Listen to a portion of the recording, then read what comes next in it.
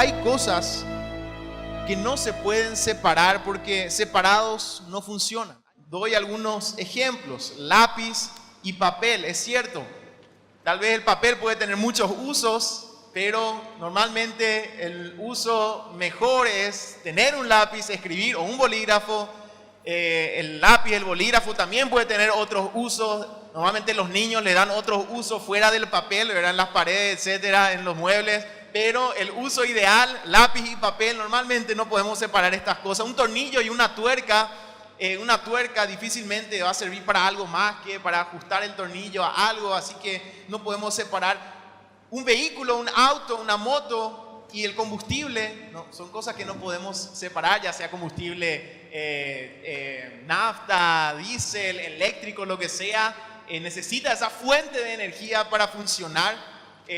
Aquellos que gustan de la pesca saben que el anzuelo y la carnada no pueden separarse, ¿verdad? Porque uno puede estar horas, si es que tu anzuelo está en el agua pero no tiene carnada, difícilmente vaya a funcionar, al menos que haya algún pez lo suficientemente tonto como para caer ahí, o al traerle agarrás. Pero normalmente no se puede separar anzuelo de carnada. Y podemos continuar. Aquellos que quieren hablar de comida tal vez me van a decir: no se puede separar la empanada del pancito, eso es un error. No se puede separar el pancho del ketchup o la mayonesa, ¿verdad? Y hay quienes van a decir: no se puede separar. Ratito, hermano, ya aprendí.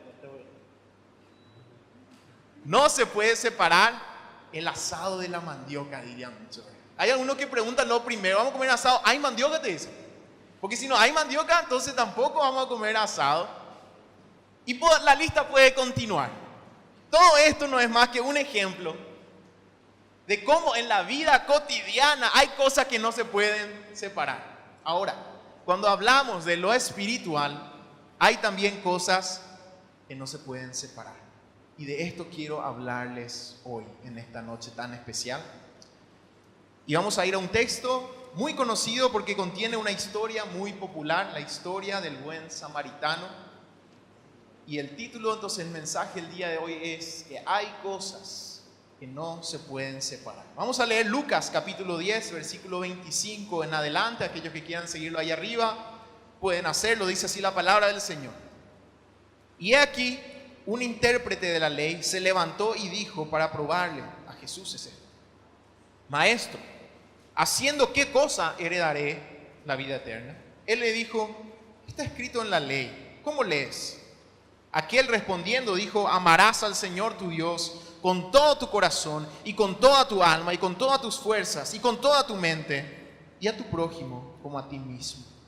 Y le dijo: bien has respondido, haz esto y vivirás. Pero él, queriendo justificarse a sí mismo, dijo a Jesús: ¿y quién es mi prójimo?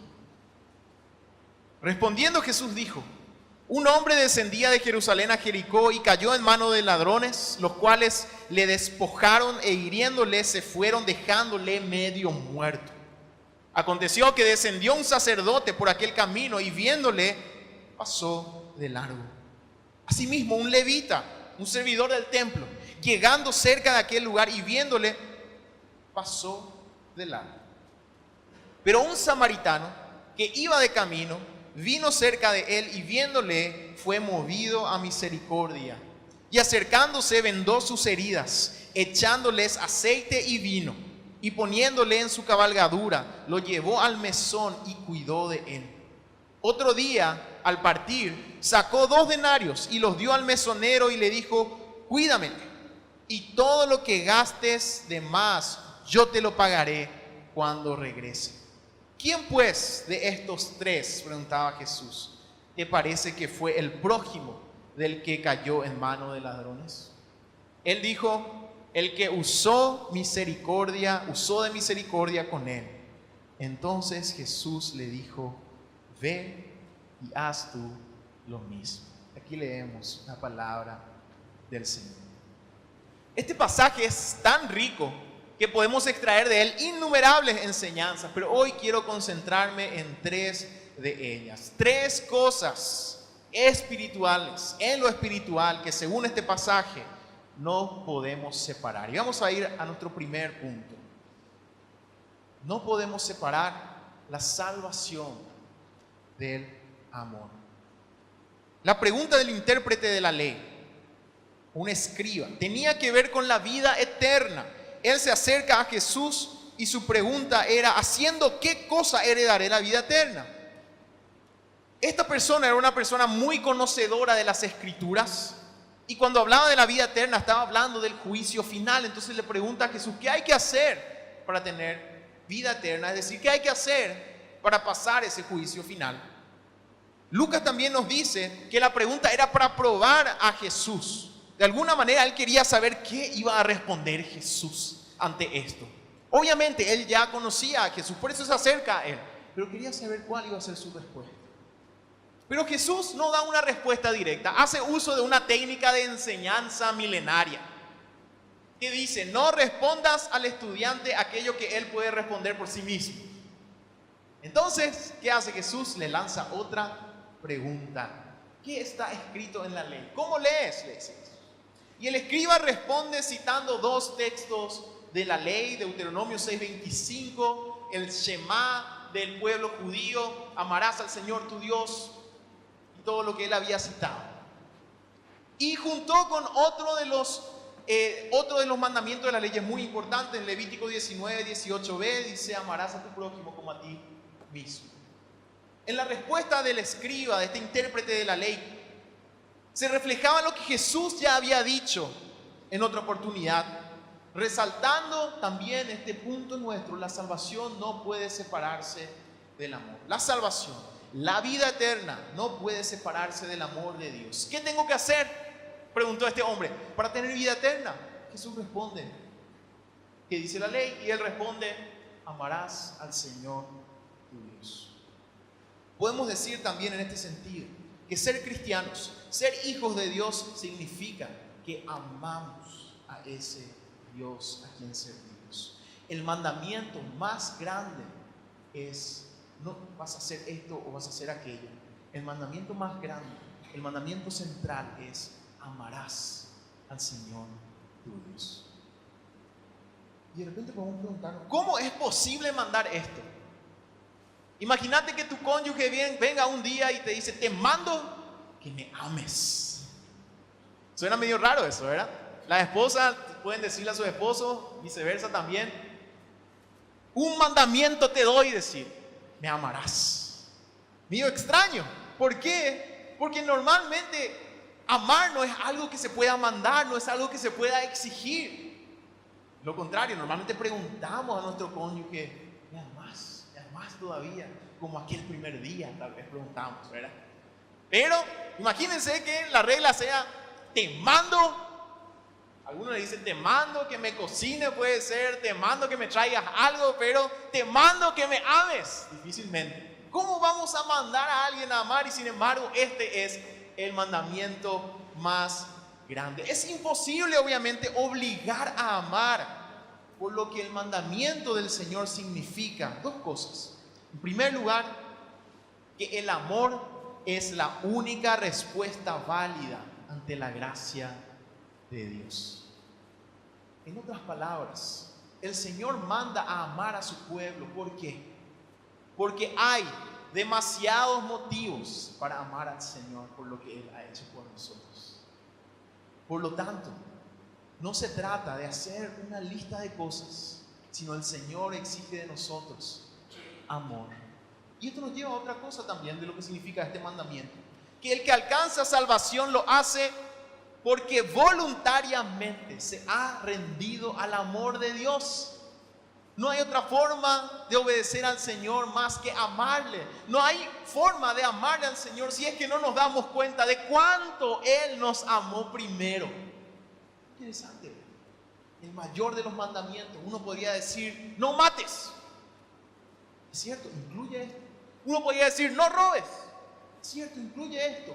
Pero Jesús dijo: el primer y mayor mandamiento es este: amarás al Señor tu Dios. Él nos manda no matar, no robar, etc. Pero eso es una consecuencia de ese amor que Él exige de nosotros. ¿Y por qué exige Dios eso de nosotros? Porque Él nos amó primero. ¿Cómo llegamos a enamorarnos de alguien? Porque esa persona logró conquistarnos por algo que tenía, alguno de sus atributos. Así también el Señor, el mayor mandamiento que nos da es amarle. Solamente podemos llegar a ser hijos suyos si le amamos.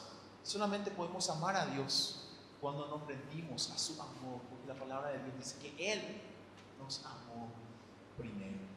Entonces, no se trata de tener una religión, no se trata de lo exterior, no se trata de cumplir ritos, no se trata de tener miedo, sino de rendirnos al amor del Padre Celestial. Ante la pregunta, ¿qué tengo que hacer para tener vida eterna? La respuesta es, tienes que amarle al Dios que te amó. Interesante. En el amor, dice la palabra de Dios en 1 de Juan 4:18, no hay temor, sino que el perfecto amor echa fuera el temor, porque el temor lleva en sí castigo, de donde el que teme no ha sido perfeccionado en el amor. Muchos, su relación con Dios se basa en esto, tienen miedo y dicen, no, yo tengo que portarme bien porque si no el Señor me va a castigar, y es cierto. Pero también la palabra de Dios dice que el Señor al que ama castiga. Hay disciplina y eso es diferente. No es el castigo de un ser arbitrario, sino de aquel Dios amoroso que ha enviado a su Hijo para demostrarnos justamente ese amor. Y aquí otra vez la palabra nos dice que se trata de amar al Señor, ni siquiera de estar con miedo de que algo nos pase, se trata de amarle a Él. Y hay un versículo muy interesante, y voy a terminar este punto citando este versículo. 1 de Corintios 16:22, el apóstol Pablo escribía lo siguiente a la iglesia: el que no amare al Señor Jesucristo, sea anatema. El Señor bien. ¿Saben qué significa anatema? Maldito.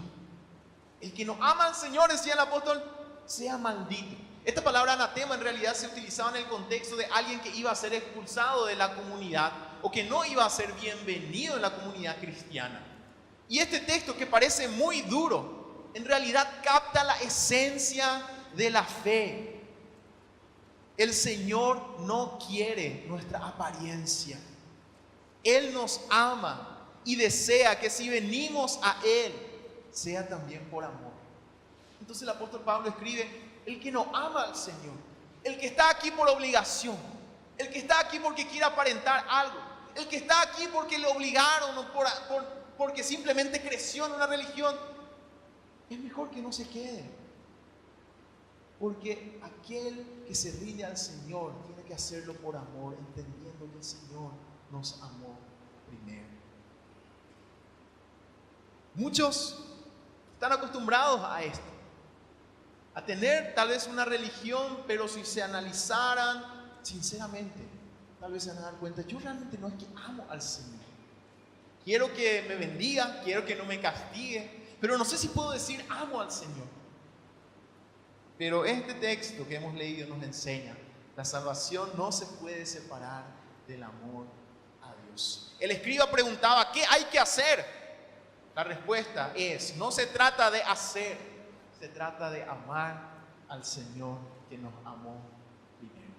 Primera cosa que no se puede separar en lo espiritual: la salvación del amor. No podemos ganar esa salvación con lo que hacemos. Se trata de amar a aquel que nos amó primero. Vamos a ver una segunda cosa que no se puede separar en lo espiritual: el amor a Dios del amor al prójimo. Citó muy bien el escriba lo que la ley dice acerca de amar al Señor, pero él añadía: y a tu prójimo como a ti mismo. Jesús ya había juntado los dos mandamientos de la ley en otra oportunidad. Dijo que el grande y primer mandamiento es amar a Dios en base a Deuteronomio 6:25, y el segundo, amar al prójimo, en base a Levítico 19:18. Aquí tenemos otra cosa que no podemos separar: Dios jamás nos llamará a perjudicar a nuestro prójimo en su nombre. Es más, una prueba de nuestro amor a Dios es el amor a nuestro prójimo. Primera de Juan 4:20 dice algo muy interesante: si alguno dice yo amo a Dios y aborrece a su hermano, es mentiroso, pues el que no ama a su hermano a quien ha visto, ¿cómo puede amar a Dios a quien no ha visto? Imagínense lo siguiente, hermanos: dos hermanos o dos hermanas vienen ante su papá, su mamá, y le dicen: papá, hoy queremos que elijas entre uno de nosotros. Yo quiero que tomes esta decisión. Vas a decir, sos solamente o sos mi papá o sos su papá, pero no puedes ser papá de los dos. Imagínense que nuestros hijos nos digan esto. Tenés que tomar una decisión. Ese padre, esa madre no va a poder hacerlo, porque ambos son sus hijos. Y hay veces que de alguna manera nosotros hacemos esto con el Señor. Decimos, yo te amo a vos, Señor, pero a mi prójimo, a mi hermano, no le amo. Y indirectamente le estamos diciendo al Señor, Señor, tenés que elegir entre Él o yo. ¿Vas a ser su papá o vas a ser mi papá? No puedes ser papá de ambos. La palabra del Señor nos dice que esto es imposible. Si tu fervor por Dios y por lo espiritual está bien, pero tu generosidad, amabilidad, amor hacia el prójimo no está bien, entonces algo verdaderamente no está bien. Jesús enseñó en una oportunidad que era necesario dejar la ofrenda que se iba a entregar al Señor primero para arreglar si había algún conflicto con el hermano. Porque no se puede amar a Dios si es que nosotros no amamos a nuestro prójimo. Son dos cosas que no se pueden separar. No se puede decir estoy bien con Dios, estoy en paz con Dios, si no estoy bien y en paz con mi hermano, con mi prójimo. Y hay veces que el mayor desafío que tenemos es en la casa, porque nuestro cónyuge, nuestra familia son el prójimo más cercano que tenemos. Y a veces cuanto más cercano, más desafiante. Pero aquí tenemos una verdad, esto es algo que no se puede separar. Y vamos a ver un último punto, una última cosa que no se puede separar es el hacer misericordia del recibir misericordia. El escriba respondió, bien, y Jesús le dijo, haz esto y vivirás, amarás al Señor y a tu prójimo como a ti mismo. Jesús le dice, correcto, haz esto y vas a tener la vida eterna. Pero la respuesta no fue suficiente para él. Entonces va más allá y pregunta, qué fácil es Jesús, me imagino a este escriba estando pensando así, qué fácil es Jesús decir, amarás a Dios y a tu prójimo. Pero decime una cosa, Jesús, ¿quién es mi prójimo? ¿Quién es mi prójimo? Pregunta. Y entonces el Señor cuenta la parábola del buen samaritano. Aunque algo interesante es que en ningún momento se dice que el samaritano era bueno, nosotros nomás ya le ponemos buen samaritano. La enseñanza central de Jesús tiene que ver con la misericordia. ¿Qué es la misericordia? Podemos definir algo a veces contrastándole con su antónimo. ¿Cuál es el antónimo de misericordia, hermanos? ¿Saben cuál es el antónimo de lo misericordioso? La misericordia. El antónimo de la misericordia es lo justo. A veces hablamos que lo legal no necesariamente es lo justo. Escuchamos muchas veces esto, y esto es muy cierto. Hay veces que uno dice, bueno, se paga el sueldo mínimo, eso es lo legal, pero no siempre eso es lo justo por el trabajo que se está haciendo. O decimos, bueno, la ley me dice que haga esto y yo hago lo mínimo, pero eso no quiere decir que sea lo justo en hacer. Ahora, cuando hablamos de misericordia, tenemos que poner lo justo como antónimo de la misericordia. En la historia, un hombre fue atacado y dejado casi muerto en el camino. Este camino era uno muy peligroso, un valle. Se descendía metros y metros para llegar de Jerusalén a Jericó. Y era un lugar muy peligroso porque justamente era oscuro y daba para que muchos ladrones estén ahí actuando. Un comentarista escribió incluso que los esenios, que era una secta judía pacifista, que se había retirado en el desierto y habían formado comunidades ahí alrededor de la zona de Qumran, donde se encontraron muchos rollos del Antiguo Testamento. Estos esenios eran pacifistas. Ellos se oponían a todo tipo de violencia y incluso a portar armas. Y un comentarista decía que había esenios que por el peligro que representaba bajar ese valle, incluso ellos portaban armas, dice, si es que estaban llevando dinero. Incluso los pacifistas llevaban armas en este camino, eran verdaderamente muy peligrosos. Y después conocemos la historia, pasa el sacerdote, pasa el levita y dejan de lado al hombre y finalmente es el samaritano, aquel que era despreciado por los judíos, el que da ayuda. Con facilidad podemos juzgar al sacerdote y al levita de la historia. Ellos normalmente servían por 2 semanas en el templo, ese era su ciclo, servían 2 semanas y después volvían a sus casas hasta que le toque otra vez servir esas 2 semanas.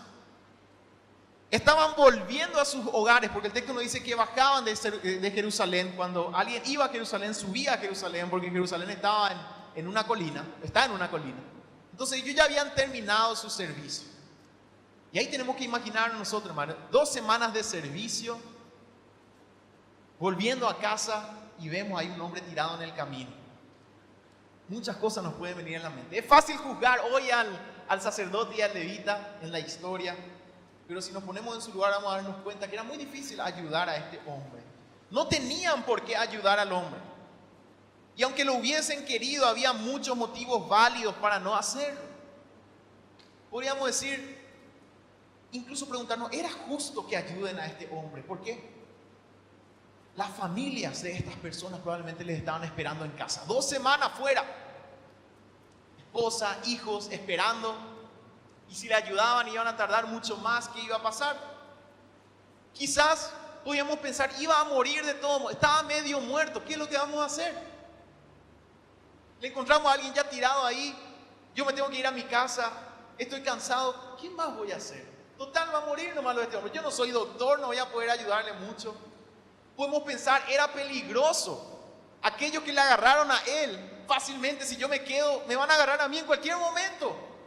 Incluso podrían pensar, esto es una emboscada, este se está haciendo nomás. Esta semana vi de como le dicen los policías, el modus operandi de una nueva, de una banda de criminales.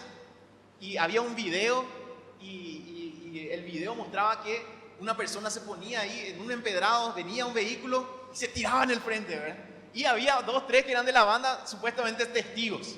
Entonces, como para de alguna manera exigirle algo por lo que pasó, ¿verdad? Uno podría pensar, imagínense en medio de ese valle de la oscuridad, estando solo el sacerdote, y dicen, no, este me quiere engañar, yo me voy rápido. Mi familia me espera. Tengo que llevar, probablemente ellos volviendo del templo, estaban llevando aquello que habían percibido por su servicio, estaban llevando el pan a su casa. Era justo que ellos se quedaran a ayudar a este hombre. Era justo que ellos pensaran en su familia. Probablemente podemos decir, sí, era justo que pensaran en su familia. Era justo que pensaran en su propio bienestar, el peligro que había, era justo.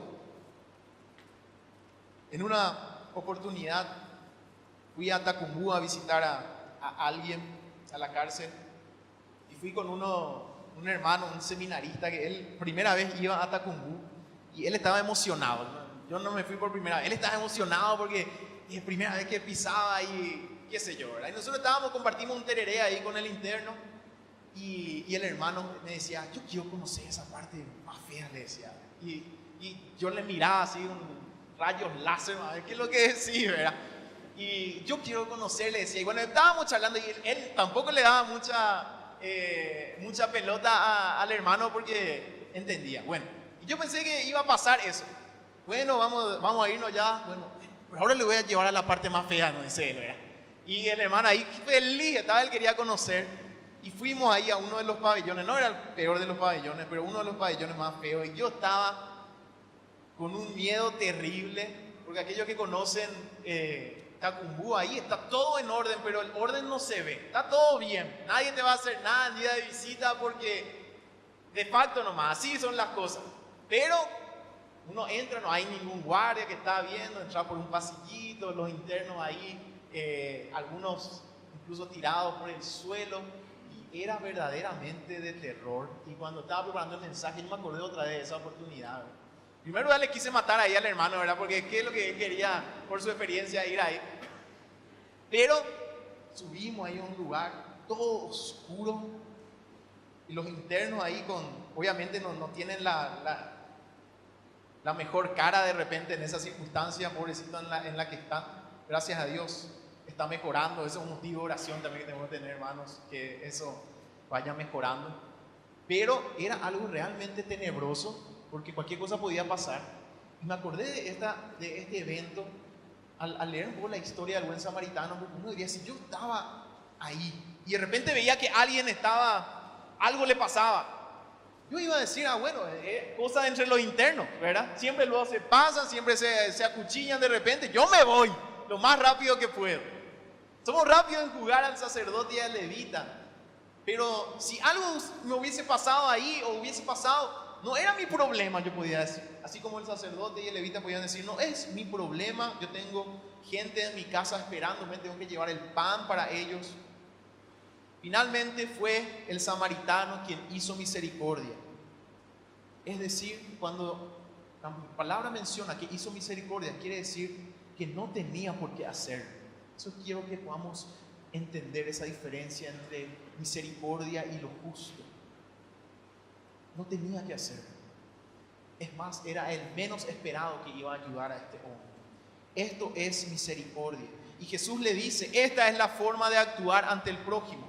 No con preguntas lógicas o legales, sino con misericordia. Pero ¿cómo logramos tener misericordia? ¿Cómo podemos pasar nuestra propia necesidad para hacer uso de misericordia? La respuesta, solamente recibiéndola nosotros mismos. Hasta que no nos pasa algo, a veces nos cuesta entender a los demás que pasaron por una circunstancia. ¿Verdad que es así? A veces decimos, ay, ¿cómo lo responde a esto? ¿Por qué no pasamos por eso? ¿Cómo estás llorando ya otra vez? No pasamos por eso. Pero cuando pasamos por una circunstancia difícil, incluso cercana a la muerte, es interesante, esas personas que estuvieron ahí son las que más rápido están dispuestas a ayudar a alguien que está pasando por lo mismo. ¿Por qué? Porque ellos recibieron esa circunstancia y saben lo que se siente. Esto es algo que no se puede separar. El hacer misericordia, que a veces nosotros pensamos en nuestra situación, ¿cómo vamos a ayudar? ¿Cómo salir de mi propia necesidad? Solamente recibiendo la misericordia. Y aquí es donde podemos ver la similitud del samaritano con lo que Dios hizo por nosotros en Cristo. ¿Saben qué era lo justo para nosotros, hermanos? La muerte. Lo justo, la paga del pecado es muerte. Si le decimos al Señor, Señor, quiero que sea justo conmigo, el Señor nos va a decir, entonces mereces la muerte, porque sos pecador ante un Dios santo, ante un Dios perfecto. Si le decimos al Señor, quiero lo justo nomás, Señor, de parte de ti, entonces vamos a darnos cuenta que merecemos lo peor de lo peor. A veces le queremos decir al Señor, Señor, no es justo lo que me pasa. Pero ¿saben qué, hermano? ¿Qué es lo justo en nuestra condición? La muerte. La palabra de Dios es clara. Pero nosotros no hemos recibido lo justo. Nosotros hemos recibido misericordia, porque alguien pagó por nuestra deuda. Alguien cargó con nuestro pecado, Jesucristo, para que nosotros podamos tener vida. Él dejó su camino. Nosotros, muertos de nuestros delitos y pecados, nos cargó, curó nuestras heridas, pagó todo lo que debíamos, nos da vida eterna. Esto hizo Jesús con nosotros. ¿Cómo hemos de ser misericordiosos? Dándonos cuenta que necesitamos esa misericordia de parte del Señor. En conclusión, hay cosas que no pueden separarse en lo espiritual. La vida eterna, la salvación del amor a Dios, no se trata de tu religión, se trata de entregarte a aquel que te amó primero. ¿Cómo sé que estoy en paz con Dios? Tienes que preguntarte, ¿estoy en paz con mi prójimo? Y aquí es donde vienen grandes peros cuando hablamos del amor al prójimo. Y le decimos al Señor, yo te amo, Señor, pero viste que esa persona es así, así y así. Sí. Imposible de amarle. Mira lo que hizo, y me hizo a mí, le hizo a otros. El Señor, es imposible separar. Decir que nosotros amamos a Dios y no amamos al prójimo, si no amamos a nuestro hermano. Es simplemente imposible de separar esto. Entonces es que nos damos cuenta que necesitamos crecer en misericordia. Porque si juzgamos a nuestro hermano por lo justo, tal vez vamos a tener razón de decir, esa persona es así, así, así, luego merece esto, esto, esto y esto. Pero cuando miramos nuestra condición delante del Señor, nos vamos a dar cuenta, upa, que el Señor me diera lo que yo merezco. Si el Señor me diera a mí lo justo, yo merezco la muerte. Y ahí nos vamos a dar cuenta que el Señor, por su gran amor, tuvo misericordia con nosotros. Entonces, vamos a entender que así como hemos recibido misericordia, podemos y debemos hacer misericordia. Sin importar cómo es el prójimo. No importa que sea un samaritano, despreciable. Hemos de hacer uso de misericordia. Porque a nosotros, despreciables delante del Señor por nuestro pecado, el Señor nos cargó, sanó nuestras heridas, pagó nuestras deudas, dio vida juntamente con Él. Última cosa que no se puede separar, dar misericordia de recibir misericordia. Es necesario saber que estamos perdidos, tirados en el camino. Esta es nuestra condición sin Dios.